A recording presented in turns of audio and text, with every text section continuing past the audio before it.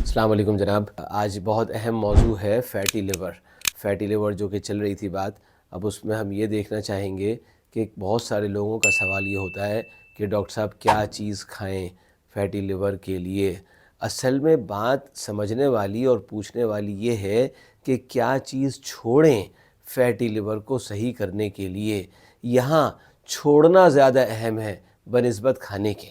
تو آئیے دیکھتے ہیں کہ کیا چیزیں بے انتہا مضر ثابت ہوتی ہیں فیٹی لیور کے مریضوں کے لیے اور کیا چیزیں فیٹی لیور کا ذریعہ بنتی ہیں.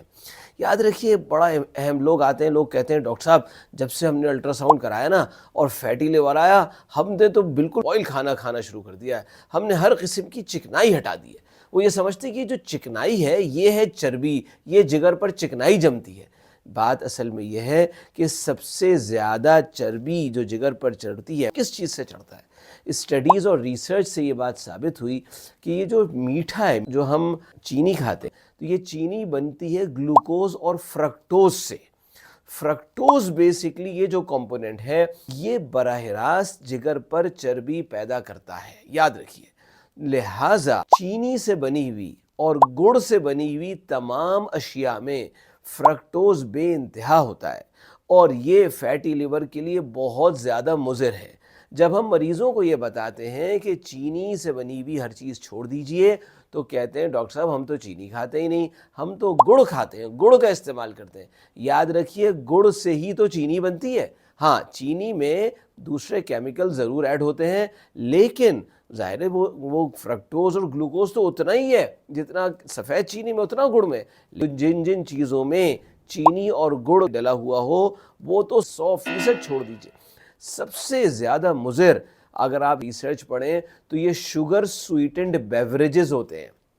شوگر سویٹنڈ بیوریجز کیا ہیں؟ کولڈ ڈرنکس یا جوسز، جو بازار کے ڈبوں کے جوسز ہیں، یہ بے انتہا مضر ہیں. یعنی کہ ریسرچ میں یہ دیکھا گیا، یہ ثابت ہوئی کہ جو لوگ ہفتے میں 3 یا 4 یا اس سے زیادہ کولڈ ڈرنک کا استعمال کرتے ہیں، عوام سے، عام لوگوں سے 50% زیادہ رسک ہے کہ ان کے جگر پر چربی جمے گی. ایک بات میں اہم بتاتا چلوں کہ فرکٹوز تو جیسے میٹھے میں تو ہے ہی ہے، اور اس کے علاوہ جتنے فاسٹ فوڈز ہوتے ہیں ان فاسٹ فوڈز میں بھی یہ فرکٹوز ہوتا ہے. لہٰذا فاسٹ فوڈ کا استعمال بھی ہم کو ترک کرنا ہوگا فرکٹوز سے بچنے کے لیے. دوسری چیز جس کو چھوڑنے کو کہا جاتا ہے وہ ہے سیچوریٹڈ فیٹس. سیچوریٹڈ فیٹس میں کیا کیا چیزیں آتی ہیں؟ یاد رکھیے سیچوریٹڈ فیٹس میں ظاہر ہے جب ہم جاتے ہیں لینے کے لیے گوشت تو گوشت کو روکھا کروا کے لیجئے. گوشت کی جتنی چربی ہے یہ ساری کی ساری سیچوریٹڈ فیٹس ہیں، اور بڑے کا گوشت اور بکرے کا گوشت دونوں میں سیچوریٹڈ فیٹ کی اچھی خاصی مقدار موجود ہے. اس لیے یہ کیکس ہیں، پیسٹریز ہیں، آئس کریم ہے، یہ تو سمجھ لیجئے مرکب ہے سیچوریٹڈ فیٹ کا بھی اور ساتھ میں فرکٹوز کا بھی. سیچوریٹڈ فیٹ اور کس چیز میں؟ یہ جو پروسیسڈ میٹ ہے. پروسیسڈ میٹ کا مطلب کیا ہوا؟ ہر قسم کا وہ گوشت جو کہ فروزن ہو. یعنی بہت سارے آج کل گوشت ہیں کہ جی وہ گوشت نکالا، اس کو تل لیا، جناب بچوں کو دے دیا، وہ گھر پہ ہی بنا کے، اس میں نگٹس ہیں، اس میں جناب پیپرونی ہے، اس میں یہ ہے، اس میں وہ ہے، چاہے وہ مرغی ہی کا کیوں نہ ہو، چاہے وہ کسی چیز کا کیوں نہ ہو. پروسیسڈ میٹ جتنا بھی ہے یہ سارا کا سارا اس میں اچھا خاصا سیچوریٹڈ فیٹ ہے اور یہ جگر پر چربی پیدا کرے گا. اس لیے ہر قسم کا پروسیسڈ میٹ چھوڑنا ضروری ہے. گائے کا گوشت بھی اور بکرے کا گوشت بھی، ان دونوں کو منیمائز کرنا ہے. میکسیمم ہفتے 2 ہفتے میں ایک دفعہ کھا لیا تو کھا لیا. ہاں مچھلی کھائی جا سکتی ہے، مرغی کھائی جا سکتی ہے. ریڈ میٹ میں سیچوریٹڈ فیٹ کا کنٹینٹ بہت زیادہ ہے، تو اس لیے ریڈ میٹ کو جتنا منیمائز کیا جائے اتنا بہتر ہے. تیسری چیز جو کہ چھوڑنی پڑے گی وہ میدا ہے. میدا جو وائٹ آٹا کہلاتا ہے. جو بیکری کے جتنے آئٹمز ہیں یہ سارے کے سارے وائٹ یعنی وائٹ آٹے سے بنتے. یہ جو تندور کے نان ہے یہ سب سفید آٹا ہے، اس لیے سفید آٹے کو چھوڑ دیجئے. اب آئیے اس چیز کی طرف کہ ڈاکٹر صاحب کھائیں کیا. آپ ہمیں وہ چیزیں بتائیں کہ جس کے کھانے سے ہمارا جو فیٹی لیور ہے وہ بہتر ہوگا. تو یاد رکھیے ایک بہت بڑی اسٹڈی کی گئی، ان لوگوں نے دیکھا کہ جو ایک علاقہ ہے جس کو جو میڈیٹرینین سی کے پاس ہے، جیسے اٹلی کا اور بعض اوقات یہ اسپین وغیرہ کے کچھ حصے، ان جو یعنی ساحلی علاقوں پہ کچھ لوگ رہتے تھے، اور ان لوگوں میں یہ دیکھا گیا کہ جی دل کی بیماریوں کا اور جگر کے امراض کا، فیٹی لیور کا کا جو شرح ہے وہ بہت کم ہے. یعنی سائنٹسٹ نے ریسرچ کی کہ یہ لوگ کیا چیز ایسی کھاتے ہیں, ان کی مقدار کیا ہے کھانے میں.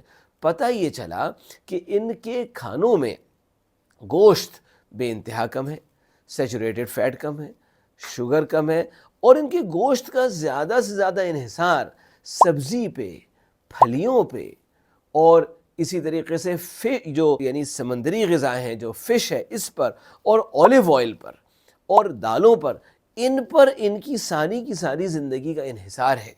باقی یہ چیزیں اس کے علاوہ بے انتہا کم لیتے ہیں, لہٰذا اور اسی طریقے سے ان کی غذا میں نٹس کا استعمال کافی ہے. یعنی ان کا اور پھلوں کا, سبزی کا, جو بینز ہوتی ہیں یعنی پھلیاں ہیں ان کا, دالوں کا, سی فوڈ کا یہ استعمال, گویا کہ ان کی زندگی میں یہی کھانے کھائے جاتے ہیں. لہٰذا انہوں نے دیکھا تو یہ اندازہ ہوا کہ یہ والے کھانے بہت زیادہ پروٹیکٹیو ہیں دل کے امراض میں بھی اور جگر پر چربی لانے کو بھی. یعنی ان میں جو فیٹ ہے وہ مونو انسیچوریٹڈ اور پولی انسیچوریٹڈ فیٹ کہلاتا ہے, ہم اپنی زبان میں یہ کہتے ہیں. قصہ مختصر, جو اولیو آئل ہے یہ گڈ فیٹ کا بہت اچھا کانٹینٹ ہے. یہ دیکھیے عام طور پہ مشہور تھا جب ہم یعنی ڈاکٹر بن رہے تھے, جب ہم چھوٹے تھے تو ہماری والدین اور ہمارے گھر کے لوگ کہا کرتے تھے اجی ڈاکٹر تو پرہیز بتاتے ہی نہیں ہیں. اور واقعی اس زمانے میں پرہیز تھا نہیں, لیکن یہ فیٹی لیور ایسی چیز ہے جس میں دوا سے زیادہ پرہیز کا اور ایکسرسائز کا. قصہ مختصر ایکسرسائز پہ بھی یہ بتاتا چلے کہ آدھے گھنٹے کی فزیکل ایکٹیویٹی روزانہ یا 150 منٹ پر ویک کی فزیکل ایکٹیویٹی فیٹی لیور کے لیے یعنی جگر پر چربی کے لیے بے انتہا مؤثر دیکھی گئی ہے.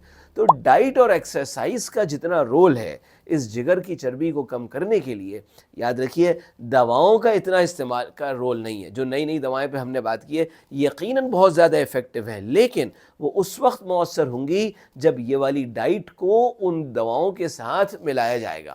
یہ جو ڈائٹ جس میں نے بات کی, جن پرہیزوں کی بات کی اور جن چیزوں کے زیادہ کھانے کی بات کی, نہ صرف جگر پر چربی کے لیے بے انتہا مؤثر ہے بلکہ فیوچر میں, مستقبل میں دل کے عارضوں کا ہونے کا امکان بھی بہت کم ہو جاتا ہے. انجائنا ہونا, اچانک سے ہارٹ اٹیک ہونا, آپ یقین مانیے آج کل ہم اتنا ینگ پیشنٹس میں ہارٹ اٹیک ہونا دیکھ رہے ہیں کہ حیرانی ہو جاتی ہے کہ یہ کیا ہوا.